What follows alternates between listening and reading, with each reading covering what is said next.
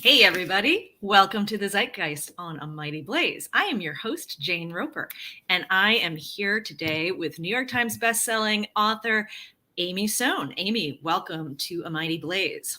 Thank you so much. I'm so glad we got to meet and to do this. Yes, me too. Super excited.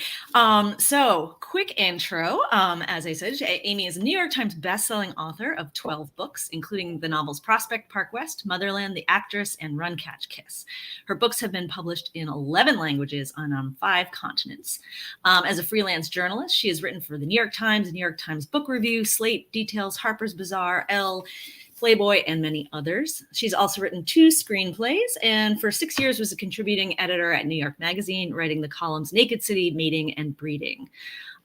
Amy's new book, The Man Who Hated Women, Sex, Censorship, and Civil Liberties in the Gilded Age, is a narrative history of Anthony Comstock, an anti-vice activist and U.S. postal inspector, an all-around kind of icky guy, I thought, and the remarkable women who opposed his war on women's rights at the turn of the 20th century.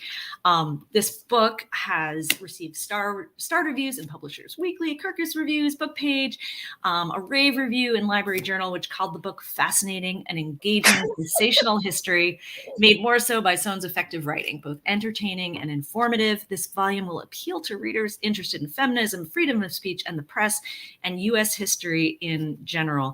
Not to mention, 19th century sex toys and belly dancers and Quakers and all kinds of amazing stuff packed into this book and these stories. And what I loved was he made this so engaging to read.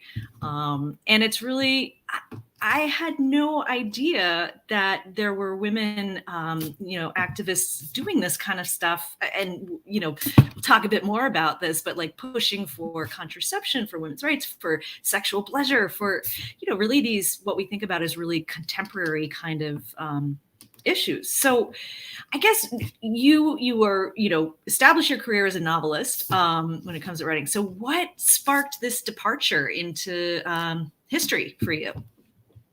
Well, a couple of things. One was we all in our novelists go through phases of being really into writing novels and then being incredibly disaffected and like, I'm never doing that again. Yeah, right. After my last novel came out, The Actress, in 2014, I was feeling I'd had a very hard time finding the ending. And I was feeling just really mad at plot. It's hard. I can't just do these coming of age books again because I've already written 4 of them. And I want to try to do something new. And right around that time, I was doing a lot of screenwriting and pilot writing. I've written many pilots, but nothing's ever gotten on the air, but it got me union health coverage. So that's a good thing. Nice. And just through a project that I was working on and then going to these archives in New York City, I became interested in the research aspect, in basically researching true nonfiction stories about women and realizing that New York is a pretty great place if you're looking for incredible archives because we have so many here. Right. So I discovered the story of Ida Craddock. I didn't discover that in an archive. I discovered it on Wikipedia. Hey, nothing wrong with that, right? That's how a lot of, I think nonfiction writers don't admit this, but this is a common thing to spend up to a year, sometimes 2 years, trying to find that topic.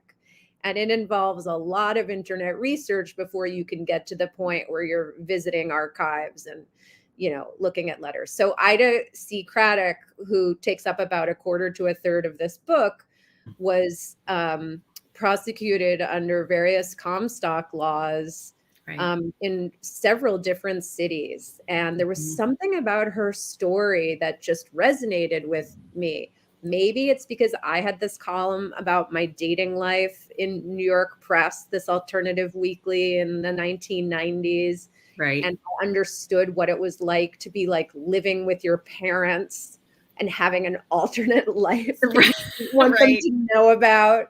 Right. Maybe it was because my mother's family's from Philadelphia, and she's from Philadelphia. She was born in 1857 and tried to be the first woman undergraduate at the University of Pennsylvania, but was turned away because of being a woman.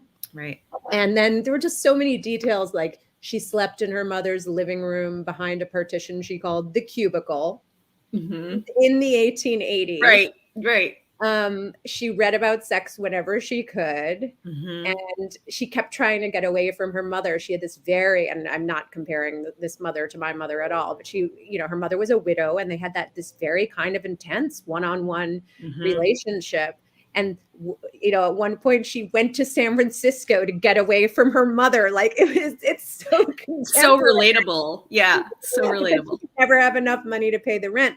And the thing that's so she kept having to move back in with her mother. And the thing that was really resonant to me, both in her story specifically and in that of a few of the other women in the book, is that the Comstock law, the federal Comstock law, which was the first to link obscenity and contraception and to ban the mailing of contraception or information about it, with very steep penalties and fines, had a really bad effect on people's lives because the prison sentences and the fines were so big that many people were impoverished by these laws. And I think that, when we think about the history of obscenity, sometimes we laugh about it. Like it feels like, oh yes, that's so silly. Once upon a time, you couldn't send dirty pictures through the mail, but maybe, we think about it as though that's, oh, that's not such a bad thing, or that didn't have an impact. Well, this law caused multiple people to commit suicide, many people to become impoverished. And he went after women. I think this was another thing that appealed to me about these women's stories. Many of the women he pursued were between 40 and 60. Some even as old as mid 60s. And you got to have, at that time in the Victorian era, a lot of chutzpah to go after middle-aged women. Right. Because they tend to make sympathetic witnesses, far more sympathetic than Anthony Comstock. Sure. But in many cases, these women did, if they were tried by a jury, it was a jury of all men, which is something you kind of have to keep reminding yourself of. Here you are talking about your sex writing and your intent. And it's all these men. And could you ever get a fair trial? And then of course, the judges were all men too, when you had to go to a full panel of judges. So that's so I wrote novels, and I thought that writing nonfiction was easier because you knew the ending. And to find out, this book took between 4 and 5 years of research all over the country, much of it complicated by coronavirus, getting last minute, archives being closed. And I think now I'm kind of right in the middle, because I love the research process of this kind of work. I have wondered, should the next thing be historical fiction? Right. I was going to ask. Too. Yeah. But at this point, when you land on that true story like Ida Craddock's, which I'm sure stood out to you as it has to so many readers of this book, you just say it's better. I mean, no one can make it up. Right. Yeah. No, she's amazing. I mean, all of these women, like, just the characters and what you learn about them and the kind of things. But okay, before we talk more about the women, which I want to mostly do, tell me a little bit, or tell us a little bit more about Comstock. Who was this dude? Give the background. What's that? Muddy Tony. Yeah, Muddy. Yeah, exactly. Muddy Tony, Scarfaced Anthony. Right. Yeah. Okay. So little primer. I don't know. I'm from New York, so I say primer. Some people say primer. Primer. I would say primer. I'm from Connecticut, so I think say primer. Hey, there we go. Anthony Comstock. Right. Darien. Right near where I grew up. Canaan. Oh, New Canaan. Right. I always get those mixed up. Yeah, he was born in New Canaan, Connecticut, which at the time was a very agrarian community. How would you describe New Canaan now? Like fancy schmancy pants suburb. Gold Coast. But also has a lot of kind of, I'm sure, still some old money, some real blue blood. Definitely. And that's what he was. He descended, his mother descended from the first Puritans in New England. The family had a farm. They were prosperous. They were Congregationalist Christians. They spent a lot of time in church all day Sunday. They went back like 3 times. Anthony seems to have been a fairly ordinary young man, to the extent that he was like bored at church and got in trouble for not paying attention. Why am I thinking of Bart Simpson suddenly? Picturing them in their church. Right.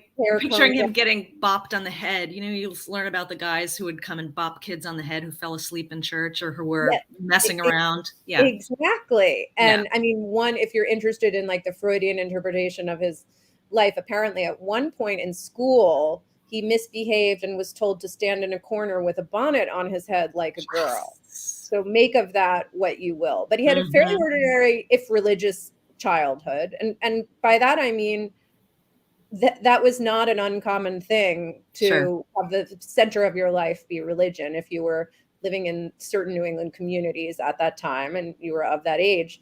Right. When he was 10 years and 10 days old, he came home from school to find his mother dead. She had just given birth to her 6th child, Anthony's younger sister, Harriet, and she died of what we now call a postpartum hemorrhage. Right. Which I thought was really essential to kind of understanding his story. But he believed that you should be fruitful and multiply. And he was taught all the time in church that a woman should be a wife and a mother first. So to him, she had died sacrificing herself for her family. He went off to the Civil War after his brother died in Gettysburg. And he had an undistinguished service. He did take a position doing some record keeping, which I think was the beginning of his joy of logbooks and trying to write neatly. Paper and pencil. Yes, he did a lot of logging. He said in a recent talk that I thought he had some OCD characteristics, and I think that maybe that was offensive and I shouldn't have said that. So he was an exacting man. He's exacting, right. And he, following the Civil War, moved to New York to make a living as a dry goods salesman, which is kind of like a form of a grocer. And which is so funny. He didn't move to New York to like be famous or anything. He wanted to open his own grocery. And when he moved to New York in the late 1860s, it was, if you've ever read the book Low Life by Luc Sant, this was the era of sex. I mean, New York was filled with sex. It was, there were streetwalkers. This was Walt Whitman was writing about prostitutes. There were booksellers. You can hear the drag racing going on out this. I'm in Lower Manhattan right now. It's still, it's pretty wild. It's wild out there. In a different way. Yeah. Well, and I think you said that, you know, in restaurants, you would go into a restaurant, but it would also kind of be a brothel, you know, it's like, well, here's your drink and would you like to go upstairs afterward? Yeah. They were called pretty waiter girls. Yeah. Pretty waiter girl saloons. So Anthony was living in this boarding house down on Pearl Street. And all of the men in his boarding house were going out playing pool and chasing hookers, basically. And Anthony was staying in his room reading his Bible. And what seems to be what a former psychiatrist of mine would call the precipitant to his vice hunting was a colleague in a dry goods shop said, I bought a dirty book. And then I became debased and diseased. And it's a very strange, we only have Anthony quoting this guy. Right. But it appears that his friend either bought a dirty book and then paid for sex and got venereal disease. Right. Or he got a dirty book, began masturbating a lot, and then felt that he was diseased because masturbation was widely believed to lead to insanity, illness, and death. For many, many, many years. Right. Anthony was so upset about this, he decided that he would go to the bookstore where his friend bought the book and try to get the bookseller locked up. That effort was not successful because it turned out the cops were kind of in bed with the booksellers. Right. But it was the beginning of his vice hunting career. and he wound up just kind of assisting in arrests, getting some publicity for it in the New York Times, which I think the very first time they printed his name, they got his middle initial wrong, which just must have made him so mad. He'd finally gotten in the newspaper for the thing he loved the most. Right. They got his name wrong. Isn't there some like Dorothy Parker quote or something about, just make sure they spell it right? So because of being the age that he was, and in the New York that it was, he was able to connect with the scions of the Young Men's Christian Association. Right. Young Men's Christian Association building in New York was built in 1869. So you have this perfect confluence of this generation of very well-connected blue blood guys from similar towns in New England, some of them with last names that might sound familiar to you, like Morgan and Colgate. Right. Basically getting a letter from this guy saying he wants to root out the obscene book trade. Right. And they decide, let's pay him a small salary to do that. So to make a long story short, it was with the backing of these prominent men that he was able to go to Washington in March 1873 and pass the Comstock Law. And just to give you an idea of its staying power, I don't really talk about the obscenity provisions of the Comstock Law because, of course, what this book is interested in is the contraceptive provisions. Right. Which is considered obscene. Yeah. Yes. Because there's a whole body of work on what the fallout was from the obscenity stuff. And you might have heard of several famous Supreme Court cases. But just to give you an idea of the staying power, it passed in 1873. And it was not until 1972 that the Supreme Court decided that a single woman, as opposed to a married woman, had the right to receive contraception from her doctor. Wow. 99 years later. Amazing. And now horrible things are happening in terms of abortion rights in large portions of the country that I think, depending on what state you live in, you can feel very insulated and isolated from how bad it is. But it just goes to show you that, what I learned writing this is that you kind of have to have the message and the messenger. And he was that messenger at the right time to be able to do that. Had he been born 15 years earlier or later, would the YMCA have been as concerned about the obscene book trade? It was this incredible intersection of all these things happening at once. American cities were getting louder and busier and crazier. Many of them were targeted toward young single men because you had so many young men who had fought in the Civil War, even for the first time in their lives, living alone, aside from in the war, to cities like New York. And probably a lot of male immigrants coming alone as well, I would think, right?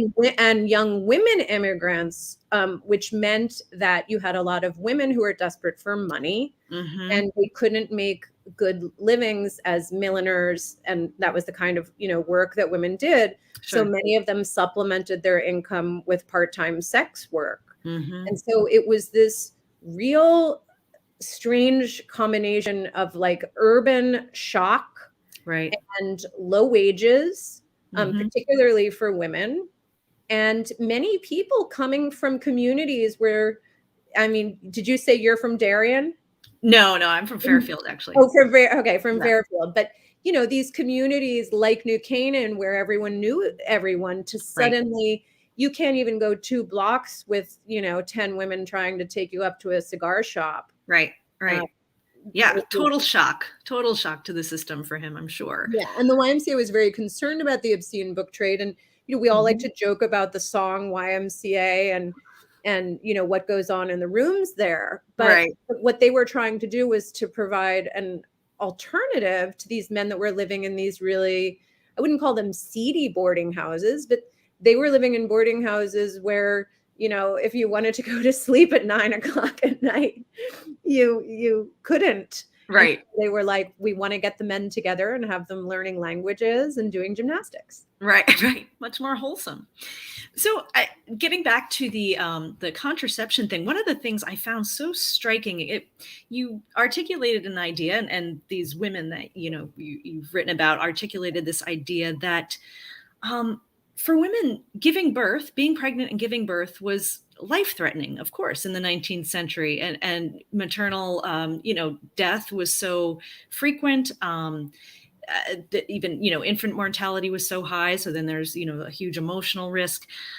So for women to be having sex with their husbands as they were expected to do was a life-threatening to them in some ways, right? And so it's fascinating to me that the link between that idea that women didn't have control over that, and they couldn't control whether or not they wanted to put themselves at risk that way.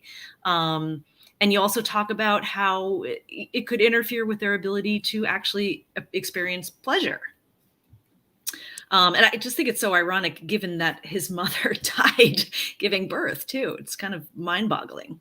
Yeah, I'm really glad that you picked up on that, because one of the things that I tried to do in this book was, I find birth control history fascinating. It sounds like you do too. But Yeah. the reason I find this particular chapter in it very fascinating is because the women who were writing about sex understood the connection between contraception and pleasure for women, because they were concerned about so many things at once. They felt that women, Ida Craddock is a perfect example, that women deserved and should figure out how to have pleasure. That sex should not only be for male gratification. Right. They also understood that, beyond the physical risks of pregnancy and childbirth, the economic harm was always worse for the women, because each successive child meant that money was tighter. And, some husbands thought about it and some husbands didn't. And to be fair, many young couples with a couple of babies didn't know how to prevent pregnancy. There was very, very little information. Actually, there was kind of good, solid information in like 1840s, 50s, 60s, and after the Comstock law. It wasn't just that it was harder to find condoms or vaginal syringes, which were a very common contraceptive of the time. But I think what hurt and disturbed me the most was it became harder to get practical sex advice books. And by that, I don't. As soon as I said that, I was like, that's not the term that I was looking for. It wasn't like 10 cosmopolitan, right? 10 ways to It was like women's anatomy, what happens during puberty, basics, the basics, how to have less pain during childbirth, at a time when you could not get an epidural, and I think where I really sympathize with the women is, it must have been just so terrifying to have these things happening to your body and have nobody telling you what any of it meant. Right. And so many virgins on the wedding night, just having to. Ida Craddock had this great advice. She said that if the couple, she used the phrase, if you're mentally fagged out after your wedding, don't try to have sex. Right. Sleep. Yeah, go to bed. It's just too much. Yeah, imagine like the fear involved. So since you bring up the topic of syringes, there's a chapter in the book called The Comstock Syringe, and I found that this whole incident kind of funny, actually. So tell us first about the purpose of the syringe and then how it got to be called the Comstock syringe. That's why I included it. It was just too good. Yeah. So a syringe would be similar today to a douche. They were, just picture, I think depending on who our audience is for this, people will know exactly what I'm talking about, or they won't. But it was something that was very inexpensive, $5 to $10. And women used them for hygienic purposes. You were told by your doctor that, you should use it for cleanliness and that kind of thing. it seems like the evidence is still out. We're not sure. We're still arguing about that now. Right. Whether the vagina is like a cat and can clean itself. But the reason syringes were very popular as contraceptives was because you could fill them with all kinds of substances that would be horrifying to many of us today, including acids and substances that had spermicidal qualities, but also were probably very damaging to the vagina and vulva and uterus. And so women were told by their doctors to douche following intercourse. And there's some evidence that this was an effective form of contraception. There was one study at that time period, I think it was like the 1880s, that found that women who douched after sex had children spaced twice as far apart as those who didn't. That's not bad, right? If you're having kids like every 13 months, to kick that up to 26 months. Yeah, that's pretty good. So Anthony Comstock went after this homeopathic physician named Sarah Chase, who lived on 33rd Street and had given a vaginal syringe to a woman following a lecture she gave at a Presbyterian church in Williamsburg, Brooklyn. And it appears that the woman wound up getting pregnant anyway, going to somebody else for an abortion, and then suffering an ulcerated uterus, though she lived. Anthony Comstock heard this story and decided to go after Sarah Chase for selling this young woman a syringe by pretending to be a man who wanted a syringe for his wife and getting her to sell him some of them. Right.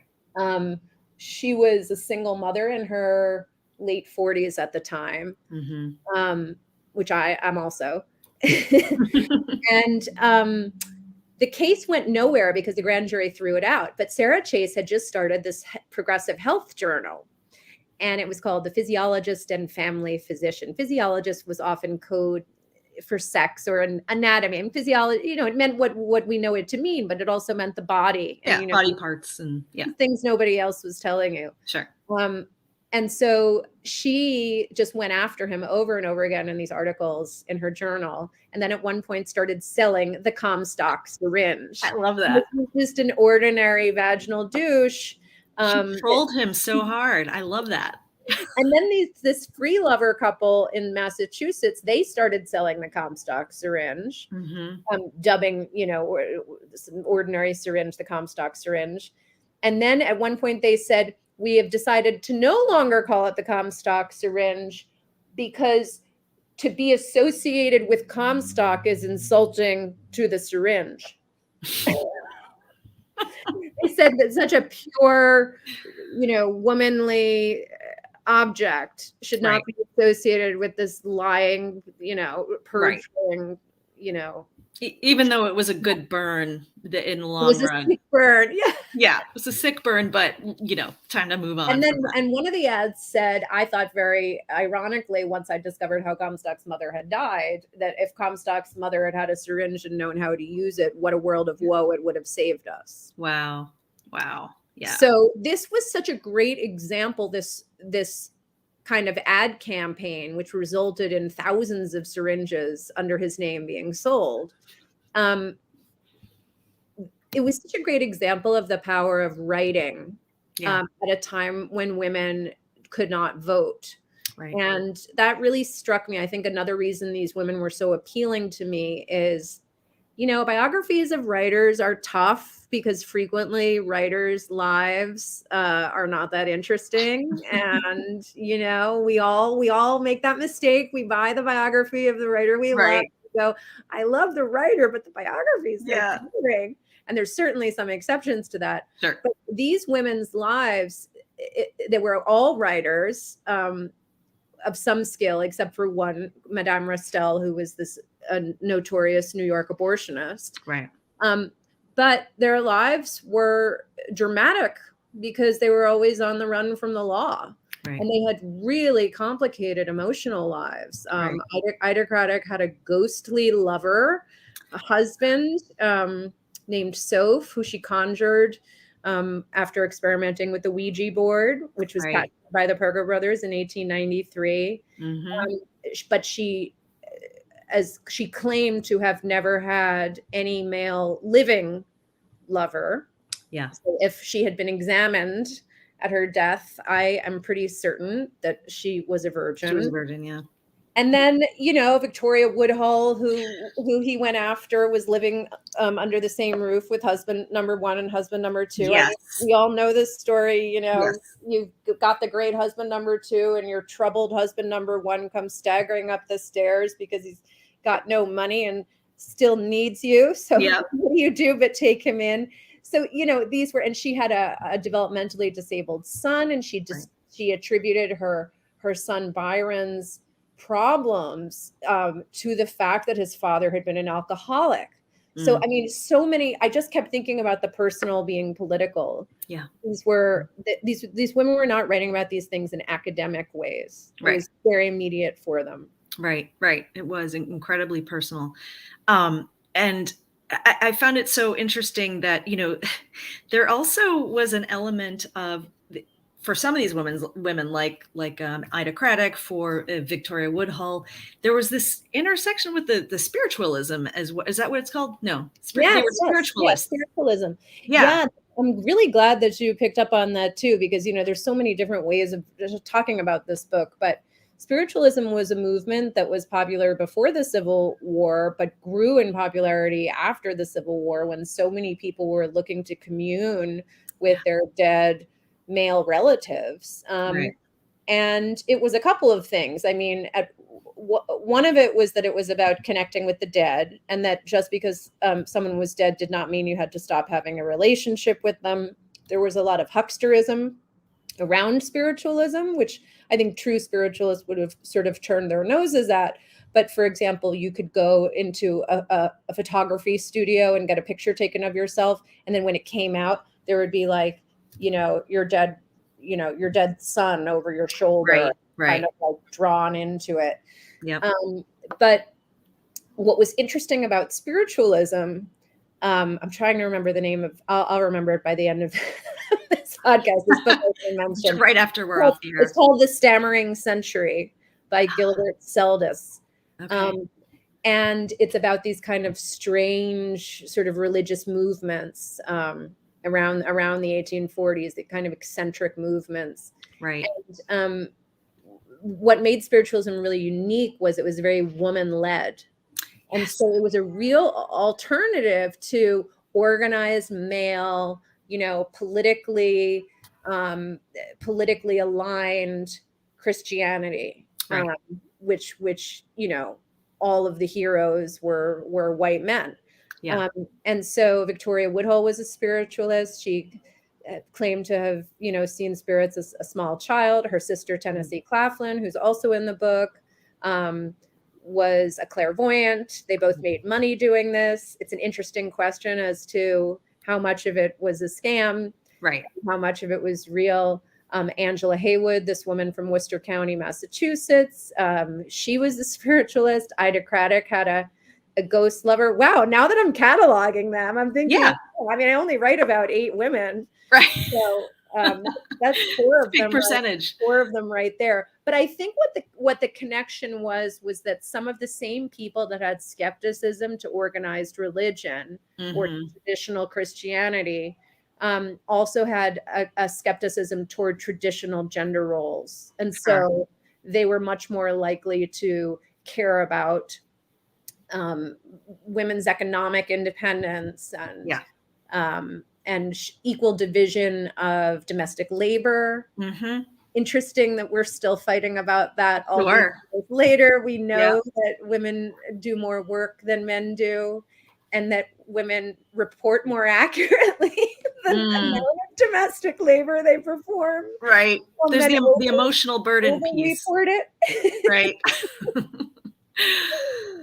Cleaning the lunch boxes, no matter how good you are at it, does not take more than 10 minutes a day. Yeah, no. And you know what? This is the secret. Your kids should clean their lunch boxes themselves. I agree. Yes. And as they get older, you can make them do these things. But the problem is they don't always do them terribly well. But You have to let go. Yeah. But the serious side of this is that when they were talking about women's domestic labor, they were also talking about women's economic independence. And Exactly. the idea that you should marry someone for love and not for money. Right. Because there were many women that felt that they had to marry a guy with a stable income, and just the idea of marrying for love, the romantic love is very young. The idea of marrying for romantic love, maybe 150 years old. Mm-hmm. We didn't used to associate marriage with love. It was about property. It's like a bonus, you know. Yeah. So these free lovers were really romantic, and they believed that when you had sex, you communed, your spirits communed, and that you exchanged electromagnetic forces. Because it's also really interesting to think about the way this was all evolving at the same time as technology was. Think about something like a phonograph, happening around the same time as spiritualism is completely flourishing. It feels like a voice is coming from the dead. You're cranking this thing. Yeah. And so I often think about how the people who were trying to make sense of technology were at the same time, many of them trying to make sense of who should a woman be? Who should a man be? And what should marriage be about? And how many children should you have? They were really rational. And I think you write at the end of your book that they were sort of a bridge, right, to the later, you do write about Emma Goldman and Margaret Sanger or Sanger. Sanger, right, who I think, people are more familiar with as early pioneers of contraception and stuff. But these women really paved the way for some of the more modern movements, in the early 20th century and beyond, right? Yeah, and they've never been credited with this.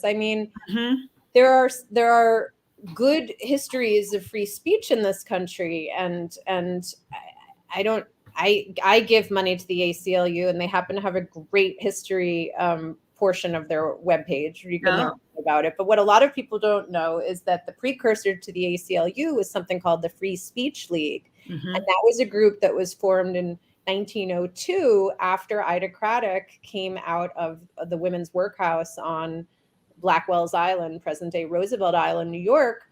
And that's what's so fascinating to me. This group was formed to allow her to give a talk about her prison experiences and basically start to raise, legal defense money for her, because she happened to be tried in both federal and state court, which is mind-boggling. Yeah. We don't often realize when we look at the history of free speech that the real turning point for free speech came when people started to believe that you had to defend even speech that was repellent to you. Yes. That it couldn't be just certain forms, for example, political speech that you agreed with, but someone like Ida Craddock, who was writing frankly about sex, there was a wide variety of opinion within this kind of free thinker, which is an early term for free speech circles, as to whether extreme, frank sexual speech was a cause they should rally behind. And I think part of that was sexism. In many cases, it was women who were doing this. And, it's the oldest, saddest story of leftism. You see it again in the 60s. There's some really well-intentioned leftist guys, not true feminists, not really comfortable with the needs and wants of women. Sure. And so, my book makes the case that the sexologists paved the way for the free speech movement of the 20th century. And that it was this extreme form of sexual speech, which only became necessary because Anthony Comstock made it so difficult to get information that these women had to write marriage guides, pamphlets. Margaret Sanger wrote this pamphlet called Family Limitation that just had, the view of a woman's, reproductive system from the side, which Right. you and I, saw in school Of at course. 13 or 14, but Right. was really radical for its time. So Mm. I try to give the women their due, not just in sex history, but in free speech history and in Right. justice history. So I guess in some ways we should be grateful for Anthony Comstock for creating a source of conflict to push against. I mean, silver lining. That is the question, is whether, powerful resistance flowers most when you have something to unite against. Right. But that's too depressing, because Yeah. things for women's reproductive rights for Right. 99 years and counting. And counting, right. And I absolutely threw out, and part of why I wanted to interview you, because I usually on this show I don't do historical stuff because I'm very focused on contemporary issues, but obviously this still has huge resonance today, as we're seeing abortion rights threatened, as we're seeing I at one point in the book you talk about how even just like telling someone about abortion. Yes, you know whose state that is? It's your state of Connecticut. It was in Connecticut, yes. After Even the just federal Comstock law passed, right, and it was Connecticut made the mere act of attempting right. not to reproduce be Right. illegal. Right, and it reminded me, and anyone who was sort of involved in providing information about that, I think also was subject to. Well, I don't remember this. Oh yes, because the Comstock law, if I was say an advertiser who and there was a series of if I had a catalog of sex toys, contraceptives, Right. and where you could get an abortion, and you needed one and you sent Right. away to me for it, for mailing that to you, Right. could be charged under the law. Right. Yeah, and it reminded me how even the indirect providing of information, it reminded me of like the Texas law with, even if you're sort of helping, give a ride for someone to go get an abortion, that's punishable.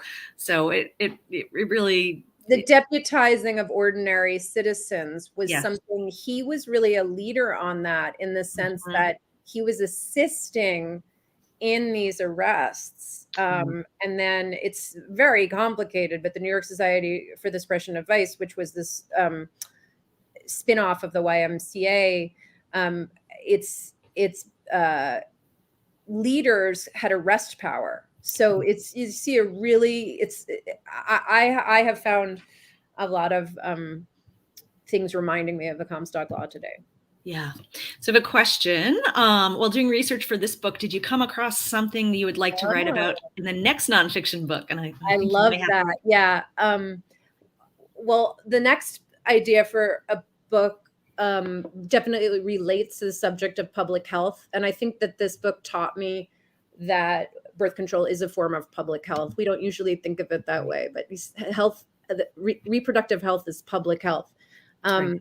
And then I do want to, just as a little shout out for people who might want to go down to their own internet rabbit hole, I had to cut 8,000 words of this book about a woman named Elmina Drake Slenker. And I didn't want to have to cut her, but her case was tried in Snowville, Virginia, and most of the other cases in this book had some New York connection. Mm-hmm. So she was an atheist grandmother who was tried for, basically, she was in like a letter writing circle that was kind of like Penthouse Forum, where they would send around letters of autobiographical sexual experiences. And in her group, she didn't write any of them, but she read them because she was trying to understand sexuality. In her group, she was the only one who wasn't a doctor and the only one who wasn't a man. And so, of course, she was the only one that was ever prosecuted.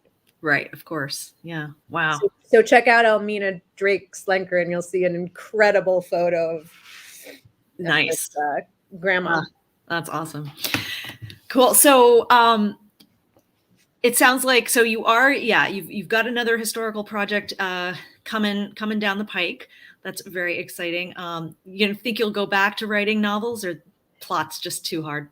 Because I think That's the thing. I mean, now what I was doing in the 1990s, it was not called autofiction. It was kind of denigrated as, women writing truthfully about their experiences was Right. denigrated as a lower form of art because it was Right. frequently published as nonfiction.